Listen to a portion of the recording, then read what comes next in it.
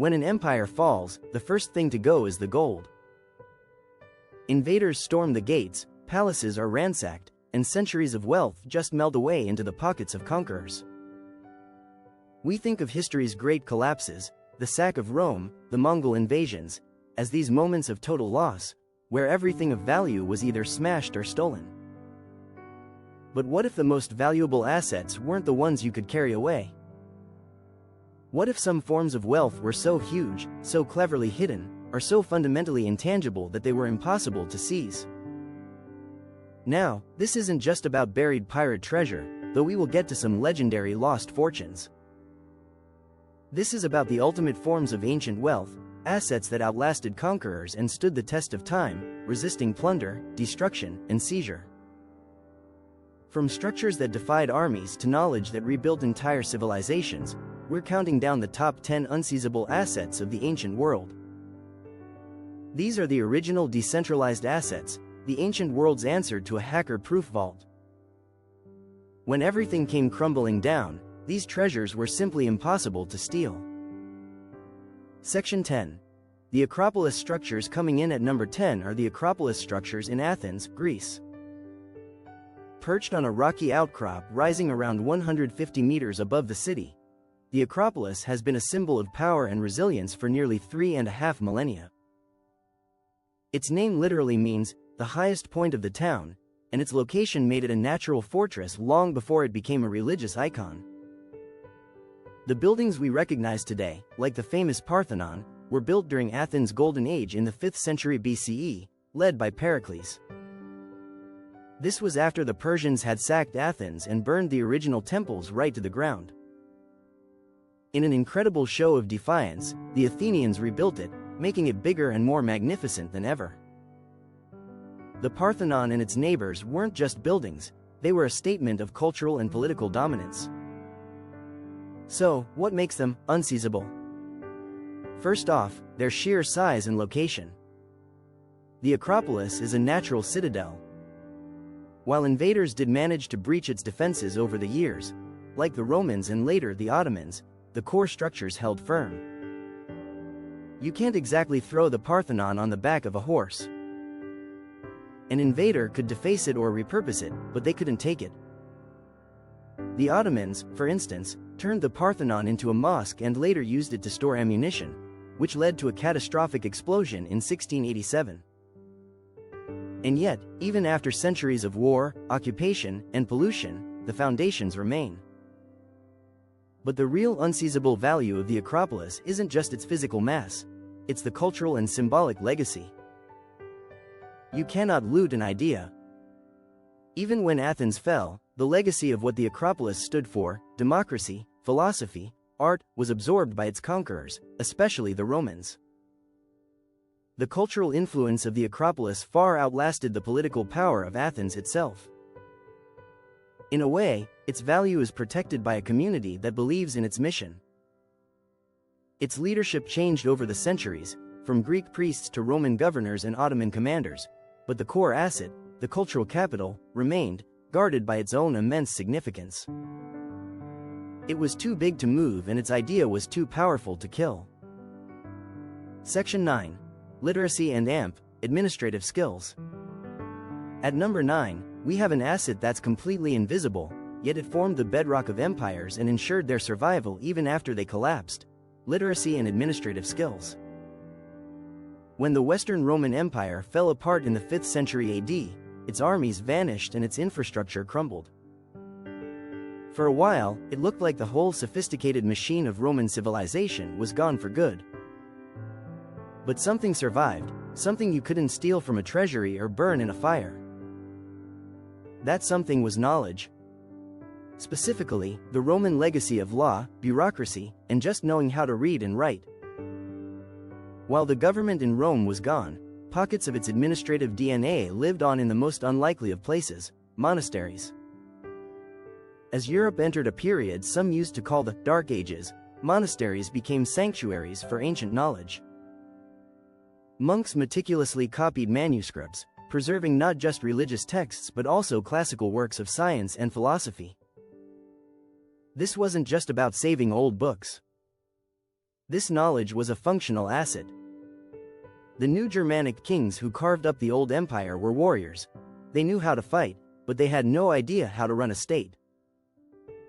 They needed people who could draft laws and manage an administration. The church, with its literate clergy, filled this vacuum, becoming the advisors and diplomats for these new kingdoms. This knowledge was unseizable because it existed in people's minds and in a distributed network of monasteries. When Vikings raided and burned a monastery like Lindisfarne in 793, they could steal its golden chalices, but they couldn't destroy the knowledge itself, which had already been copied and spread elsewhere. Irish monks were especially crucial, traveling the continent and refounding centers of learning. This intangible asset proved its worth during the Carolingian Renaissance. When Charlemagne built his vast empire, he didn't have to reinvent civilization. The blueprints had been saved and curated by monks for centuries. In modern terms, this preserved knowledge was like open-source code. It could be copied, shared, and built upon, proving that the most powerful assets are often the ones you can't see or touch. Section 8. Land and AMP. Secure property. Our eighth unseizable asset is something that might seem obvious, but in an age of total chaos, its importance can't be overstated. Land. Specifically, large, defensible agricultural estates. When empires fell, portable wealth like gold and grain was the first thing to get snatched up by roaming armies. But land is the one thing you can't carry away. It's the ultimate immovable asset. In the centuries after Rome's collapse, Europe's economy shifted from one based on trade to one based on the farm. Wealth and power were measured not by coins in a vault, but by how much productive land you controlled. So what happened to all that land? It's complicated, but many of the old Roman aristocratic families held onto their vast rural estates. With no central army for protection, small, independent farmers were vulnerable. Many willingly gave up their land, and their freedom, to a local strongman in exchange for security. This process laid the groundwork for feudalism. Landowners raised their own private armies, built fortified manors, and became the local rulers. This created a highly decentralized landscape, a patchwork of semi-independent territories. And this system proved surprisingly resilient. The Mongols, for example, were masters of conquering kingdoms, but their model wasn't as effective against the fragmented, fortified landscape of feudal Europe. They could defeat an army and sack a town, but they couldn't effectively occupy and control thousands of small, fortified estates. They could demand tribute, but they couldn't seize the land itself in a meaningful way. Land, in this context, was the ultimate unseizable asset because it was non-portable, locally defensible, and provided a constant source of real value: food. It was the base layer of the entire medieval economy, a form of wealth that endured when currencies failed and empires fell. Section 7. Heirloom Seal of the Realm. At number 7, we have an object that was, in theory, very seizable, yet its true value was so intangible that it survived even after the object itself was lost. This is the Heirloom Seal of the Realm of China. Forged in 221 BC from a legendary piece of jade, the seal was created for Qin Shi Huang, the first emperor to unify China. The words carved into it, having received the mandate from heaven, "May the emperor lead a long and prosperous life," were the physical embodiment of the divine right to rule. To have the seal was to be the legitimate emperor; to lose it was a sign your dynasty was doomed. For over 1,000 years, the seal was passed from dynasty to dynasty, the ultimate symbol of authority. Warlords fought bloody wars just to possess it. Then, sometime during the chaotic 10th century, it vanished for good. One story says it was destroyed in a fire, another says it was captured and lost. Whatever happened, by the time the Ming dynasty rose in the 14th century, the seal was long gone. Even the powerful Mongol-led Yuan dynasty, which conquered China in the 13th century, could never claim to have this ultimate symbol of legitimacy because it had already been missing for 300 years. So how can a lost object be an unseizable asset? Because its true power was never in the piece of jade itself. Its value was ideological. The idea of the heirloom seal, the mandate of heaven it stood for, outlasted the object. The prestige was so great that later emperors, unable to find the original, had thousands of their own seals made just to try and diminish the significance of the one they could never have. The Mongols could conquer the territory of China, but they couldn't seize the one thing that would have fully legitimized their rule. Its intangible authority proved impossible for any conqueror to truly capture. Section 6.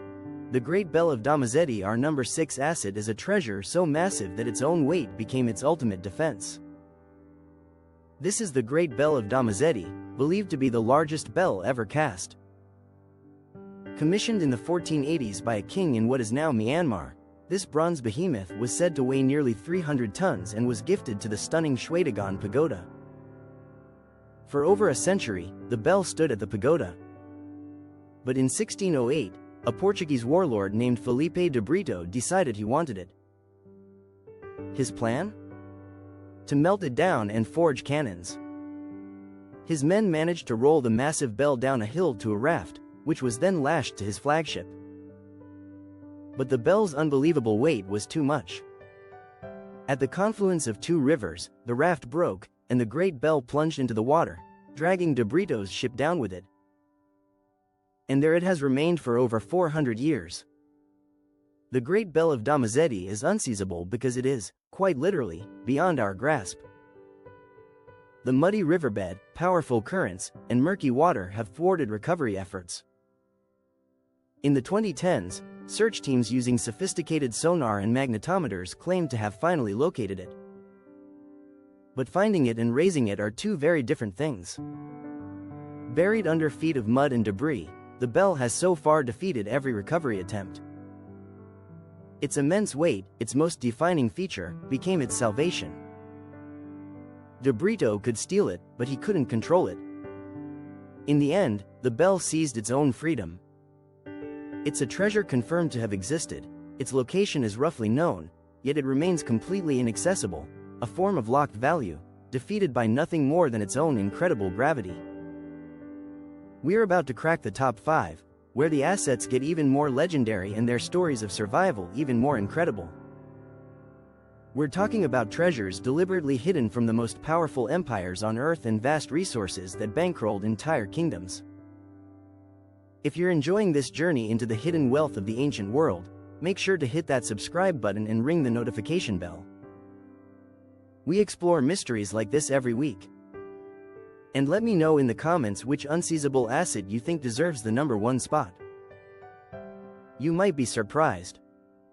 Now, let's get to number 5. Section 5. Lost Inca Gold. At number 5 is a treasure born from betrayal and hidden in defiance, the lost Inca gold. This isn't just one chest, but a vast collection of gold that vanished into the mountains, forever eluding the Spanish conquistadors. The story starts in 1532, when Francisco Pizarro captured the Inca emperor Atahualpa. Seeing the Spaniards' lust for precious metals, Atahualpa made an incredible offer. For his freedom, he would fill a large room once with gold and twice with silver. Pizarro agreed, and the call went out across the empire to gather the ransom. Caravans laden with priceless gold artifacts began their journey.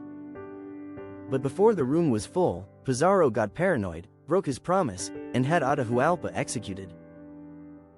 According to legend, the Inca general Rumiñahui was on his way with the final, and largest, part of the ransom. When he heard his emperor was murdered, he refused to let the treasure fall into the traitor's hands. Instead, he diverted the convoy and hid the hoard deep within the treacherous Languenates Mountains of Ecuador. He was later captured and tortured by the Spanish, but he never revealed the location, taking the secret to his grave. This act of defiance made the treasure unseizable. The Languenates are a brutal, unforgiving wilderness of cloud forest, steep ravines, and thick mud. Compasses are said to spin wildly, and the terrain is so hostile that few have ever dared to search it.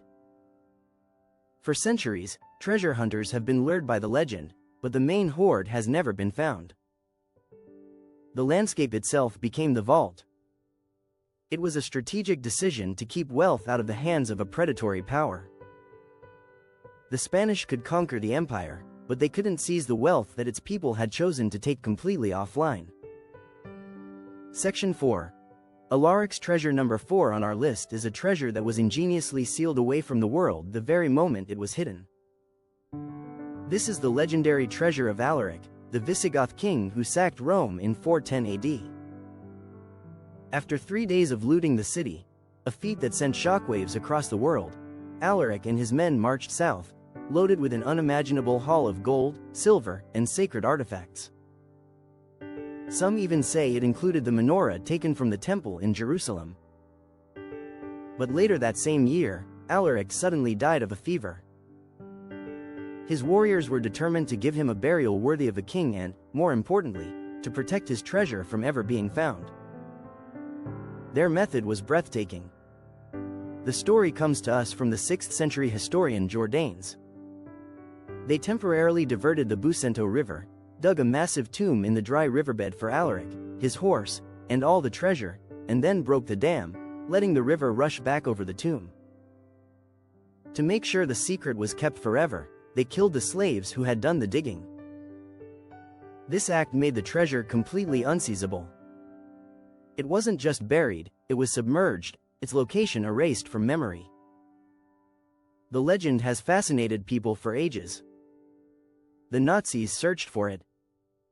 More recently, Italian authorities have used georadar and drones to scan the area. Yet, Alaric's tomb remains a mystery.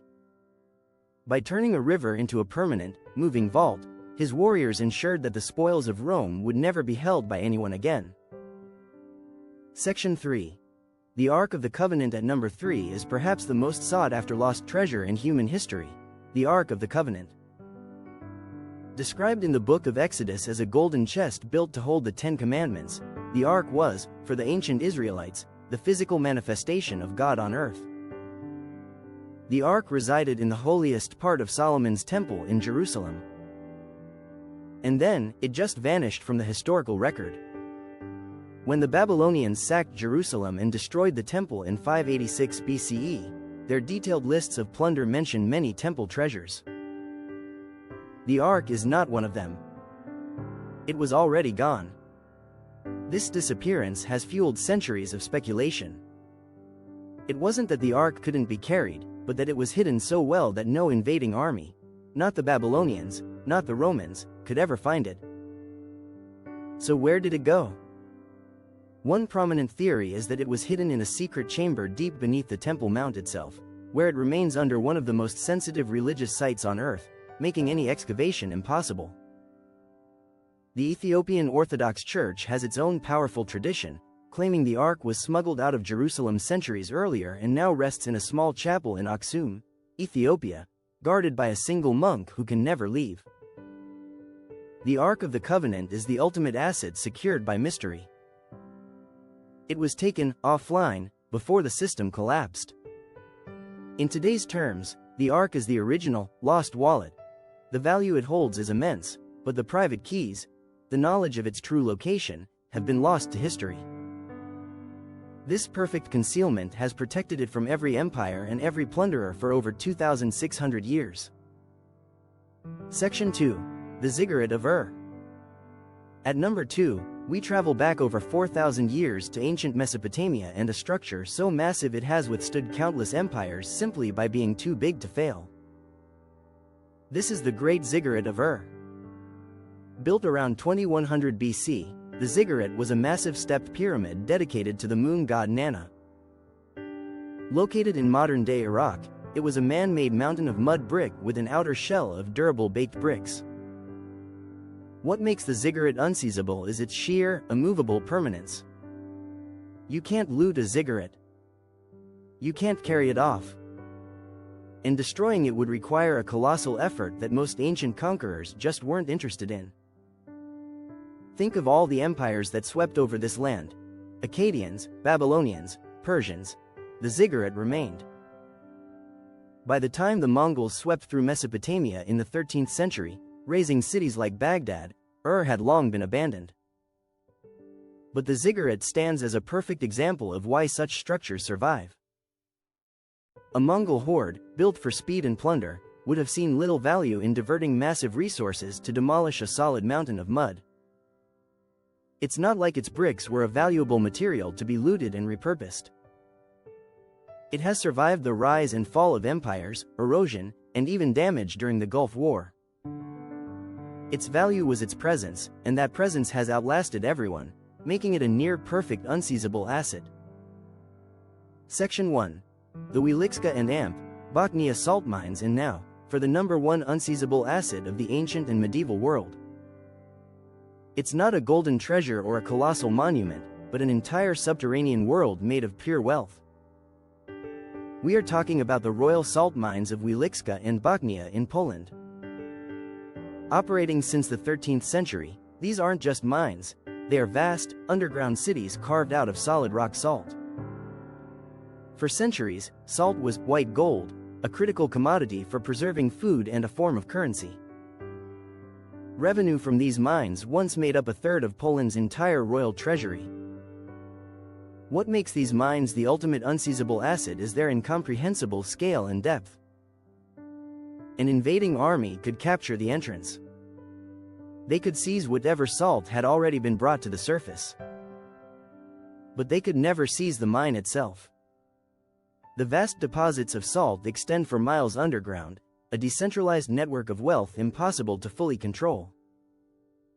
These mines began operating right before the Mongol raids on Poland in the mid-13th century. While we don't have records of a direct standoff, the logic is sound. An army built on surface plunder had no strategy or capacity for the complex industrial operation required to extract wealth from hundreds of meters underground. They could terrorize the surface, but the real source of wealth was completely impervious to a cavalry charge. For centuries, through wars and occupations, the mines kept operating. They were too vital to shut down. The miners even carved breathtaking chapels, chandeliers, and statues directly from the rock salt, turning the mine into a cultural sanctuary. The asset isn't the salt in your hand, it's the inexhaustible potential of the mine itself. Too deep to be plundered and too vast to be controlled, the royal salt mines are the ultimate form of decentralized, enduring wealth. From sun-scorched ziggurats to saline cathedrals deep beneath the earth, the story of these assets reshapes our idea of what true wealth really is. We're often mesmerized by tales of looted gold, assuming value is something that can be taken by force. But the assets on this list tell a different story. They show us that the most resilient forms of wealth are often decentralized, by their sheer scale, their clever concealment, or their intangible nature. A monument can be too big to move. A body of knowledge can be too widespread to erase. And a vast underground resource can be too deep to control. These ancient assets survived the fall of Rome, the Mongol hordes, and the march of time, not because they were defended by armies, but because their very nature made them resistant to a centralized attack.